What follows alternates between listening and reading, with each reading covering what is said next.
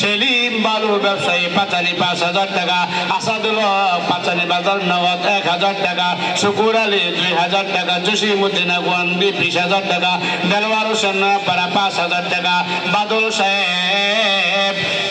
Additional secretary 15,000 টাকা, আব্দুল বাতিল শম্ভুপুরা 5,000 টাকা, আব্দুল কাদির উগলাকান্দা নগদ 500 টাকা, কবির হোসেন মোহনপুর 1,000 টাকা, শিকদার সাহেবের ছেলে ডুমারসর নগদ 1,000 টাকা, ছাত্র নিহাতের মা নয়নাবাদ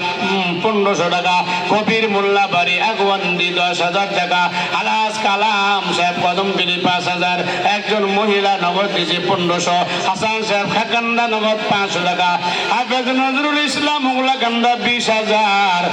এরপরে প্রফেসর জনাব মফিজুল হক সাহেব 20,000 টাকা, হক সাহেব পাচারি বাকি 1,000 টাকা, নজরুল হোসেন 2 বস্তা চাউল, নাসির সাহেব পাচারি 1 বস্তা চাউল, আব্দুল হামিদ পাচারি 3500 টাকা, এটির নাম ঘোষণা হয়েছে। এরপরে শেষ না, জোরে জোরে বলেন আমিন।